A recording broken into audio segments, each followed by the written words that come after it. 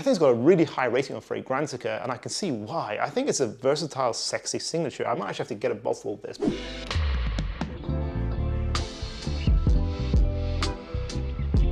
I did some research recently and I found out that apparently the #1 fragrance retailer here in the UK is The Fragrance Shop. So I thought, to be able to understand what likely the most popular men's winter fragrances are, I went on their men's fragrance list and I sorted it by the most popular or top selling. And today we've taken 8 of their most popular winter fragrances that they sell as a retailer, so not 8 by order, but around there in the top list. We've taken 8 fragrances that I've experienced enough to be able to discuss, and I'm going to tell you guys whether or not I think these fragrances do deserve the hype, or if they're just kind of basic and they sell well but they're not actually that great in particular. Let's see if I agree or disagree. Hopefully you guys find this video useful. Let's see if the most popular men's winter fragrances deserve their clout. Let's begin. Of course, Paco Rabanne 1 million, the Eau de Toilette, the OG, is on this list. Actually, the new gold is there as well, but I actually haven't experienced that one. The flankers come out so quickly that I'm just lagging behind now, guys. But of course, the original 1 million, it's very sad. I don't actually have my bottle of it anymore. I think I'll give it away, so that's quite sad. But this is a 2008 classic that's kind of made a prototype of what the bubblegum fragrance DNA would be. I think Paco Rabanne Invictus really took it to the next level, made it mainstream, but Paco Rabanne 1 million kind of gave little hints at that kind of idea. It's fruity, mandarin, amber, leather, blood orange in the opening. It's a very sexy, fruity, sharp opening that becomes very sweet, almost bubblegum-esque like, loud, ambery. It really took off in the clubs at that time. It used to be a much louder fragrance, and I can still see why it is one of the most loved fragrance DNAs out there. In my opinion, it does smell a bit outdated, but I think if you're a beginner in fragrances, you'll still enjoy this DNA. So I think it deserves more clout than a lot of people in the fragrance community give it, in fairness. I remember my bottle still lasting over 8 hours and had maybe a medium projection. It wasn't as loud as it used to be, but still a pretty good performer. And I think you can use this fragrance in the wintertime, in the autumn, and in the spring. I kind of think this DNA is still great and I still think it's relevant. I'd personally give it an 8.5 out of 10. It's not the most relevant fragrance now, especially in the 1 million line, but I still think it's got a worthwhile place in a lot of people's collections, especially for beginners. So for beginners, I think it's a good scent. What do you guys think? Spicebomb Extreme by Viktor&Rolf. Now this is a bit of a throwback fragrance. I haven't worn this fragrance in such a long time. I'm meant to be actually wearing this when I meet Curly, as I said that I would in that one video. 8 sprays of Layton when I'm with Curly, and then I'm gonna layer about 14 sprays of Spicebomb Extreme on top. I'm not going to be a sissy sprayer on that day, and I'll let you guys know how that works out. But I haven't worn it in such a long time. For me, Spicebomb Extreme is Christmas in the bottle.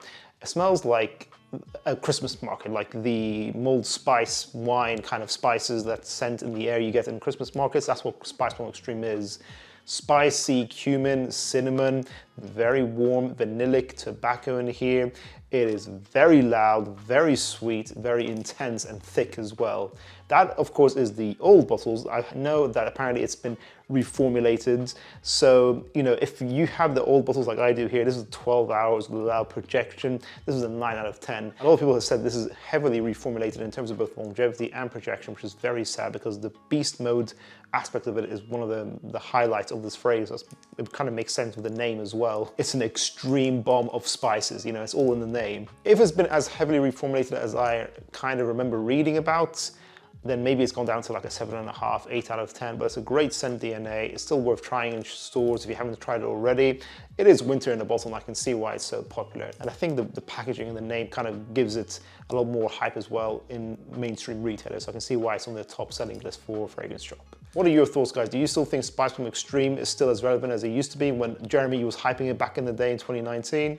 37.9% of people who watch School of Scent are subscribed to us. If you guys really want to see our channel grow, go ahead and click subscribe. Let's get that number to 40%. Thank you. Hugo Boss Bottled Elixir Triumph. Now, this is a new flanker, relatively new, but not the newest in this line.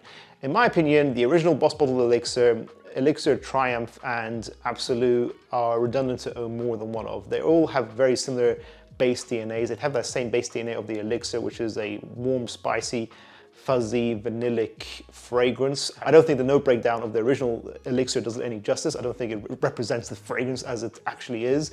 And the same goes for Boss Bottle Triumph Elixir. To me, this fragrance was Elixir put on with a more slight fruity, bubblegum, youthful twist. Still loud, still long lasting, but redundant to own more than one of these two flankers, honestly. I can see why Triumph would be selling well. I think for younger guys especially, I do think Triumph is the triumphant flanker. However, I don't think it smells particularly sexy. I think the original is a bit more classy, a bit more smooth, a tiny bit more mature and refined. And overall, I will say the new Absolu, which focuses more on the vanilla aspect of this DNA, is the best from what I've tried out of the three so far in terms of scent profile. That is the sexiest in my opinion, but Triumph Elixir, fair enough. I think it's solid still. It'll probably get an 8, 8.5 out of 10, something like that for me. Maybe let's give it an 8 out of 10 because I don't think it's particularly sexy, but it's still worth checking out. Dior Sauvage Eau de Parfum. I was pleasantly surprised to see this flanker on the list. If you guys don't know, this is actually one of my most complimented fragrances. This was the first Sauvage concentration I ever bought. This was one of my most worn to work fragrances, highly complimented. And I think I can see why it gets more sales than the Eau de Toilette, apparently, according to this list I found.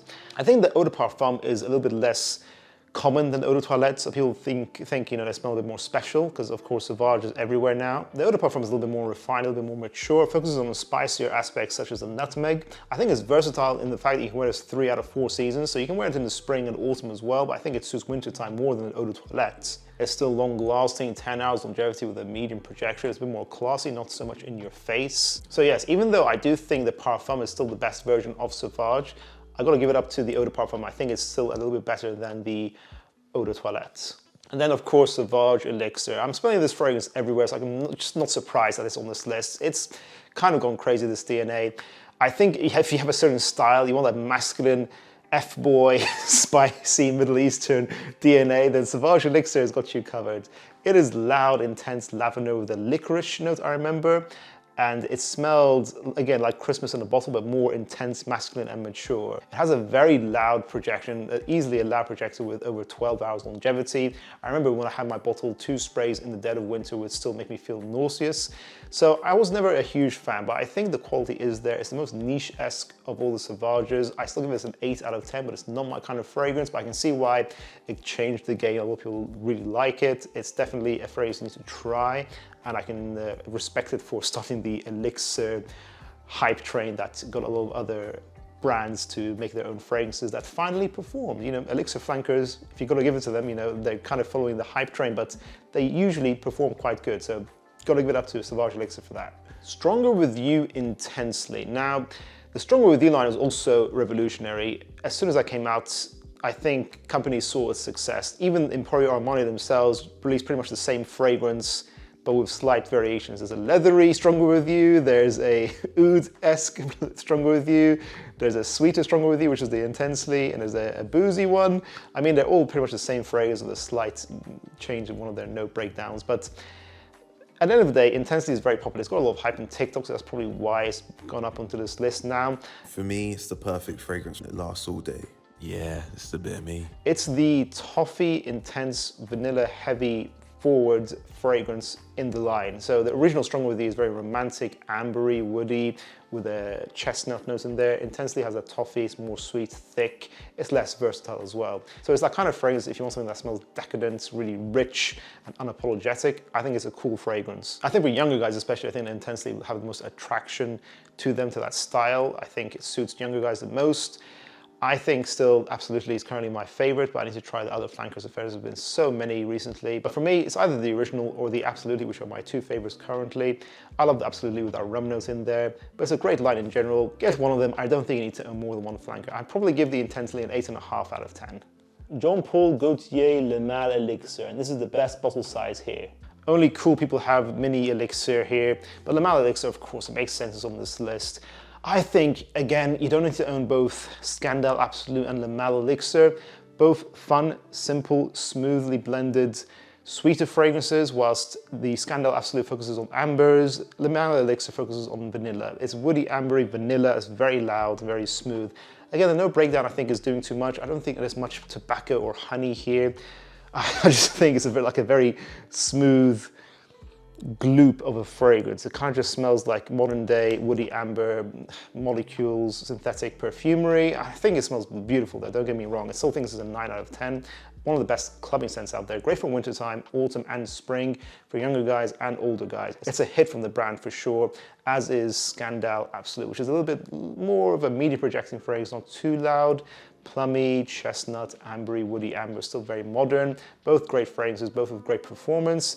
I completely agree with the VGE Elixir being a top-selling fragrance. I'm glad it is. I'm glad it's getting the success it's seeing right now. And I'm happy for JPG. I think they're very consistent, so they deserve all the critical acclaim they're getting right now. And lastly, the theme of today's video seems to be elixir concentrations. We have Invictus Victory Elixir. The original Invictus Victory was kind of forgettable. It was woody ambery, very mature, more like a date night romantic scent. I didn't feel like it was that versatile. I felt like it was kind of out of place in the Invictus line in general.